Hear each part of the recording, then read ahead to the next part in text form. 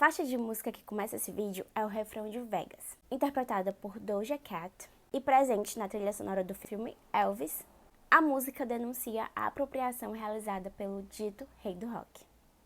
Oi, eu sou a Duda e seja bem-vindo ao Quilombo Geek. Por aqui, a gente olha a cultura pop por um outro olhar e leva um pouco a sério demais. A gente já chega no YouTube com polêmica, porque se não for pra ser assim, eu nem quero. Mas quando a gente fala de Elvis Presley, uma das figuras mais emblemáticas da cultura pop, não tem como falar de polêmicas. Afinal, o cantor construiu toda a sua carreira se apropriando culturalmente de tradições que pertencem a comunidades negras no sul dos Estados Unidos. Isso aconteceu de uma forma muito natural, porque ele cresceu no sul em uma comunidade negra, frequentando igrejas pentecostais negras, brincando com meninos negros. Então, desde cedo, ele teve muito contato com o soul, o jazz e com as manifestações religiosas dentro dessas igrejas pentecostais. Quando ele começou a se apresentar em shows de calouros, ele viu que seria uma boa ideia reunir todos esses elementos que ele cresceu e que ele absorveu porque ele estava naquele ambiente e resolveu levar para os palcos, o que foi um sucesso. Porque quando é branco fazendo coisa de negro, as pessoas adoram e acham muito bonito.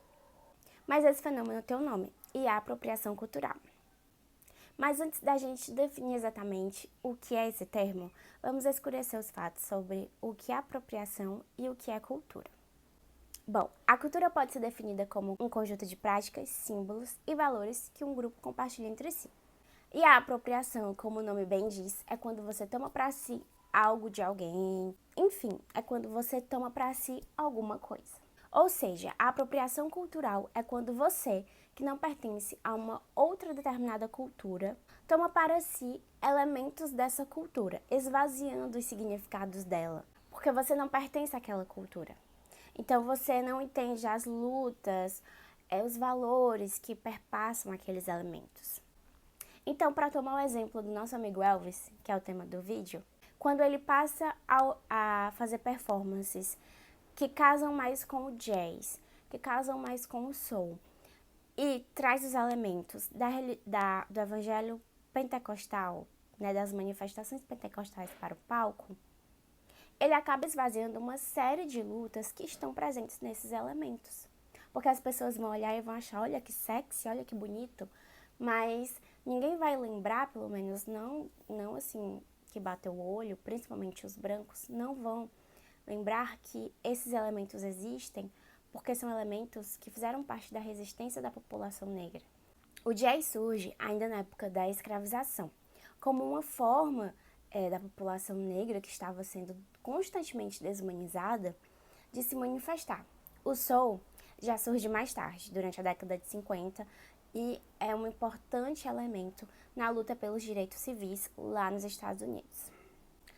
E as manifestações religiosas dentro de igrejas pentecostais, por mais que a gente não estude e não tenha acesso a isso, também eram uma forma de resistência, e a teologia negra que também surge junto com esse movimento.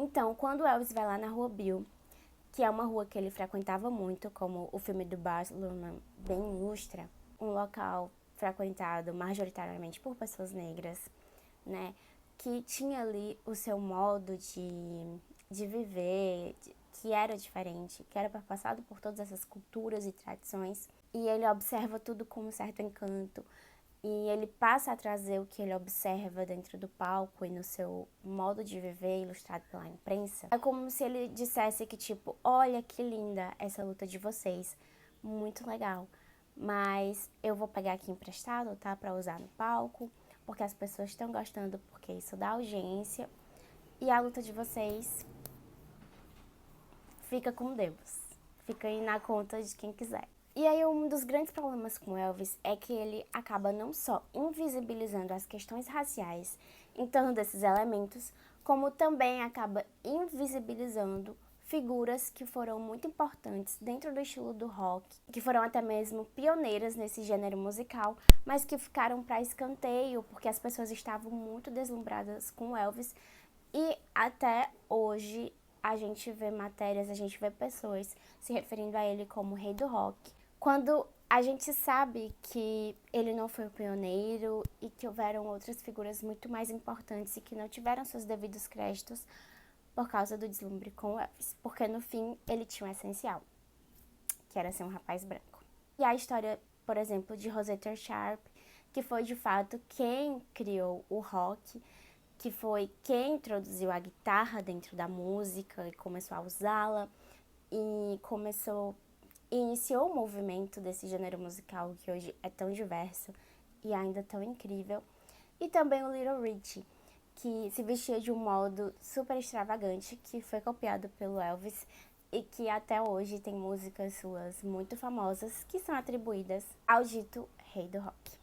Bom, e a apropriação cultural também aparece quando a gente fala de fantasias, né? O Halloween tá chegando e apesar de não ser uma data ainda tão popular no Brasil, as festinhas acontecem, as pessoas se fantasiam e novamente surge a questão: posso me fantasiar de fantasias étnicas?